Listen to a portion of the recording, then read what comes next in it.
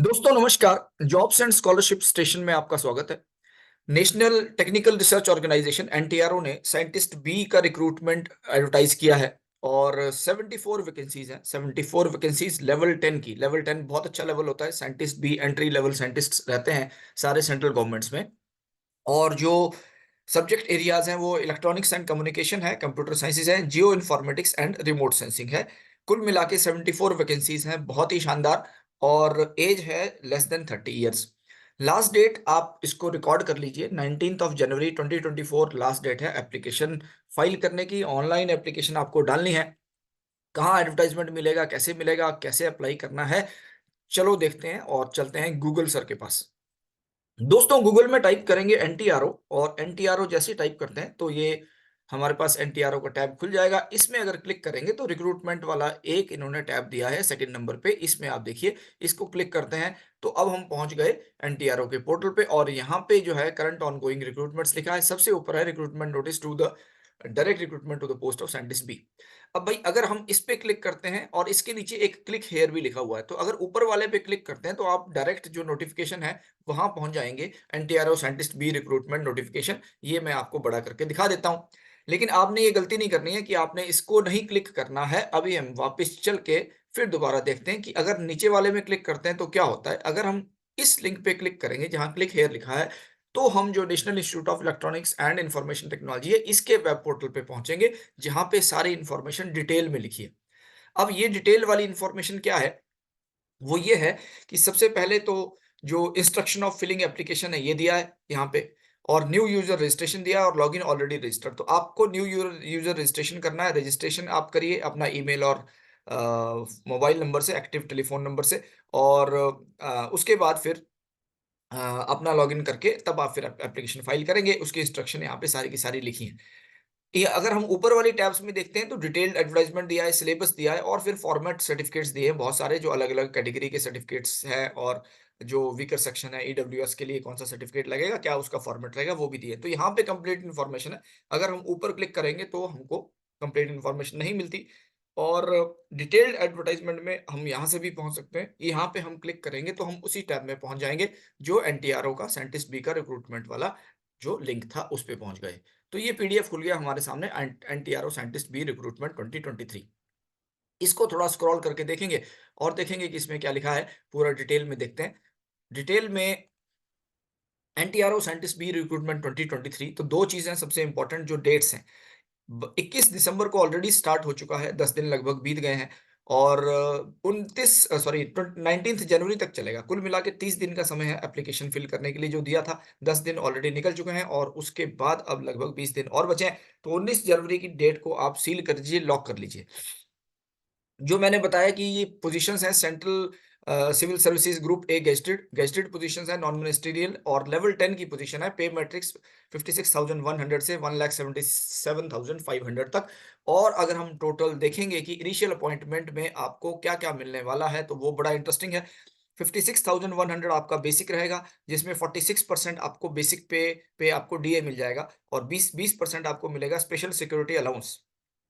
20%, तो हो गया भाई 66%। उसके बाद एचआरए मिलेगा, हाउस रेंट अलाउंस। तो अगर आप किसी बड़े सिटी में हैं, दिल्ली में, मुंबई में, कोलकाता में, यहाँ पे पोस्टेड होते हैं, तो आपको 27%, 9% टू 27% आपको बेसिक पे का मिलता है। वो है आपका एचआरए। और जो एक्स वाई जेड लेवल की सिटीज हैं उनके लिए ये एचआरए है। तो अगर एचआरए 30% मिलता है तो यू रीच 96%। और उसके बाद आपको टीपीटीए मिलता है, ट्रांसपोर्टेशन अलाउंस, जो 7,200 के आसपास आता है और दूसरी जगह में 3,600 के आसपास रहता है। और फिर गवर्नमेंट कंट्रीब्यूशन एनपीएस पे। तो कुल मिला के जितनी आपकी सैलरी है 56,000, उससे डबल सैलरी मिलने वाली है। 1 लाख के आसपास का आपका स्टार्टिंग होने वाला। और जो गवर्नमेंट कंट्रीब्यूशन एनपीएस के लिए रहेगा वो एडिशनल। तो इस सर्विस के फायदे क्या है कि आपको एनुअल इंक्रीमेंट्स भी मिलते हैं, मेडिकल फैसिलिटीज मिलती हैं अपने बच्चों के लिए, फैमिली मेंबर्स के लिए। और एलटीसी भी मिलती है, जो लीव ट्रैवल कंसेशन होता है। आपका एयर फेयर या जो ट्रेन का फेयर है वो गवर्नमेंट कवर करती है। और चिल्ड्रन एजुकेशन अलाउंस मिलता है और गवर्नमेंट अकोमोडेशन मिलती है। तो ये सारी की सारी बेनिफिट्स हैं इसमें। तो ये हमको रहते हैं। करियर प्रोस्पेक्ट बहुत ही शानदार है।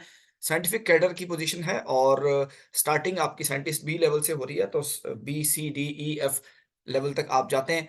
तो बहुत ही एक अच्छा रहता है और 2 साल के लिए इनिशियली प्रोबेशन पे रहेंगे और उसके बाद फिर आप रेगुलराइजेशन के लिए एलिजिबल हो जाएँगे। नंबर ऑफ वैकेंसीज़ 74 है, ये मैंने आपको बताया, ये मैट्रिक्स बता रहा है कि किस प्रकार से डिस्ट्रीब्यूटेड है। 35 वैकेंसीज़ हैं इलेक्ट्रॉनिक्स एंड कम्युनिकेशन की और 33 वैकेंसीज़ हैं कंप्यूटर साइंसेज़ की, 6 वैकेंसी हैं geo informatics and remote sensing की। कुल मिला के 74 वैकेंसीज़ हैं, जिसमें से 22 वैकेंसीज़ जो है वो अनरिज़र्व्ड हैं और 5 वैकेंसीज़ ईडब्ल्यूएस के लिए हैं, 14 एससी की हैं, 6 एसटी की कैंडिडेट्स के लिए हैं और 27 जो है वो ओबीसी कैंडिडेट्स के लिए हैं। तो इस प्रकार से ये मैट्रिक्स है रिज़र्वेशन का। एलिजिबिलिटी कंडीशंस अगर हम लोग देखते हैं तो जो क्लोजिंग डेट ऑफ एप्लीकेशन है तो वो ही आपका ऐज के लिए या क्वालिफ़िकेशन के लिए रहेगा, यानी कि 19 जनवरी 2024, 19th January 2024 will be the cutoff date for evaluation of everything. Now, the essential qualifications, if you see, then it is electronics and communication, first class master's degree in science in electronics or electronics and computer sciences, applied electronics, radio physics, electronics, or mathematics from a recognized university or institute, or first class bachelor's degree in engineering and technology. That is the electronics, communication and instrumentation, electronics and communication, और फिर सारे के सारे disciplines लिखे हैं। Electronics जो corresponding gate paper है वो आपका इलेक्ट्रॉनिक्स एंड कम्युनिकेशन में होना चाहिए, कोड ईसी कोड में आपका जो स्कोर है वो कंसिडर किया जाएगा, electronics communication and engineering. So must possess a valid GATE score, that is GATE 2021, 2022, 2023 in the paper code EC. तो क्लोजिंग डेट में आपके पास एक वैलिड गेट स्कोर होना चाहिए तीनों में से, 2021, 2022, 2023 में से। तो ये आपको रजिस्ट्रेशन, ऑनलाइन रजिस्ट्रेशन के टाइम में चाहिए होगा। Then the second discipline is computer sciences, first class master's degree of science in mathematics from a recognized university, computer sciences and information technology. Gate score will be required in CS code CS, again validity 2021, 2022, 2023, or the first class bachelor's degree in engineering and technology in computer sciences, computer science and information technology, computer engineering, and other relevant disciplines you can see. Then the third category is the geoinformatics and remote sensing, first class master degree of science in geoinformatics or remote sensing and geoinformatics or mathematics from a recognized university or institute, and then gate paper score GE. The code is GE, and in that you have to have a valid score, gate 2022 and gate 2023 in the code GE, or the first class bachelor's degree in engineering and technology in geoinformatics and remote sensing from a recognized university. So, and knowledge of computer application as well. So all these things, they are there. And the combination of two or more of the above specific discipline or streams may be allowed, and the other conditions you can just read it out from here. So all these things, they are very very important, and age limit, it should not you should not exceed 30 years. 30 साल जो है age limit है, maximum 30 साल, 30 साल से ज़्यादा आपकी as नहीं होनी चाहिए। Whereas there will be some concession for the SC candidates, 5 साल का, 3 इयर्स का ओबीसी कैंडिडेट्स के लिए रिलैक्सेशन है। तो ये भी आप देख सकते हैं कि the relaxation will be applicable for the candidates from the reserved categories.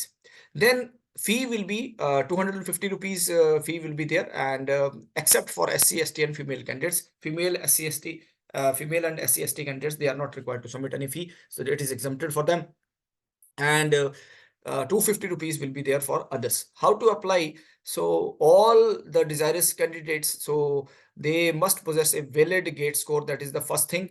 uh, in electronics and communication, computer sciences, gate 2021, 2022, 2023, and geoinformatics and remote sensing only 2022 and 2023 will be applicable. So that's how it's there.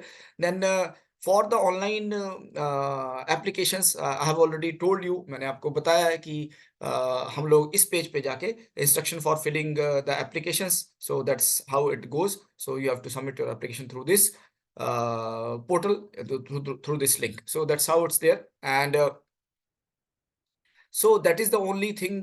Candidates are required to furnish a valid email ID and mobile number.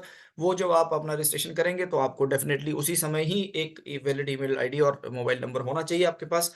और one subject you can apply in one subject only, एक ही subject में apply कर सकते हैं, या तो electronics communication में, या कंप्यूटर साइंस में, या geo informatics and remote sensing में। तो ये आपको ध्यान देना होगा, और सिर्फ ऑनलाइन ही एक मोड है अप्लाई करने का, दूसरे नहीं। Then there will be an examination. Scheme of examination will be, for scientist B, there will be 100 questions and 200 marks will be there, 2 marks for each question. 2 hours examination will be there, 120 minutes will be there. So negative marking will be applicable. 0.5 marks will be deducted for every incorrect answer. So that's how it's there. And the syllabus for the written examination is available. Syllabus again you can go back and then find out the syllabus. So syllabus tab is here.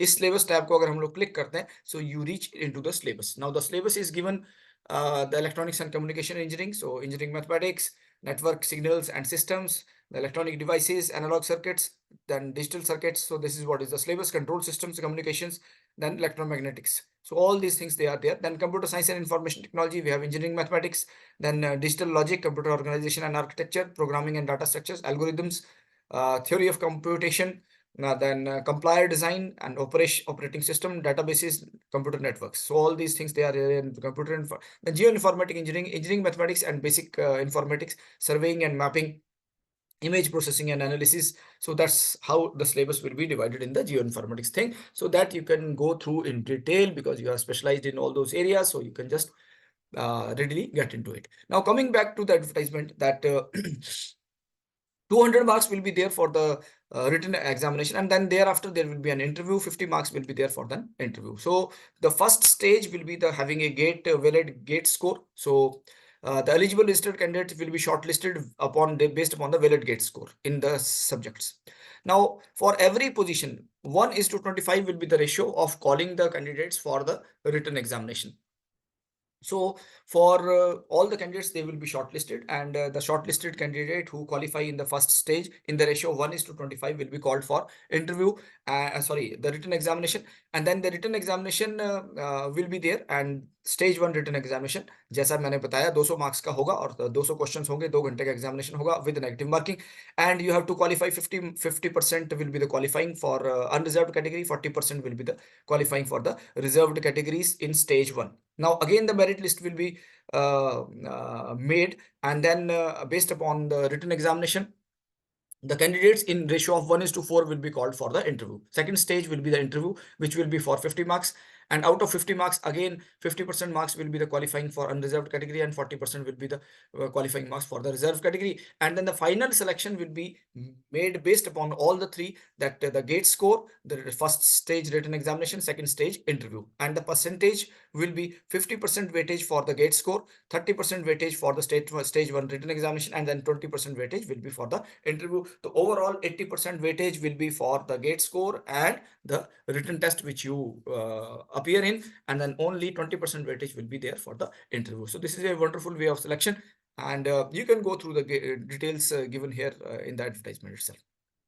So important date, once again I wish to tell that 19th of January, 19 January 2024 is the last date. So that's how you have to comply. Then center of examinations will be Guwahati, New Delhi, Bangalore, Mumbai, Lucknow and Kolkata. So these are the 6 centers all across the country. So you have to select any one of these, and then you have to appear in the examination in the given centers only. Other details, they are also already mentioned here, so you can go through these details. And this is a wonderful opportunity. I think the candidates who are eligible, they must apply. आपको definitely apply करना चाहिए. तो दोस्तों मैं समझता हूं कि ये आज का जो वीडियो है आपके लिए इन्फॉर्मेटिव रहा होगा, और 74 पोजीशन है, साइंटिस्ट भी वंडरफुल लेवल होता है आपका। लेवल 10 जो एंट्री लेवल है, बहुत ही सुंदर लेवल है, और आप बहुत राइज कर सकते हैं अपने करियर में। और जो एनटीआरओ है वो भी एक बहुत ही अच्छा ऑर्गेनाइजेशन है, और आपको गवर्नमेंट के सारे सर्विस बेनिफिट्स इसमें अवेलेबल हैं। So all the very best to you. जो लोग इसके लिए अप्लाई करना चाहते हैं, मेरी शुभकामनाएं हैं। And with some new opportunities I will come again very quickly. Till then, it is goodbye. Thank you very much. Namaskar.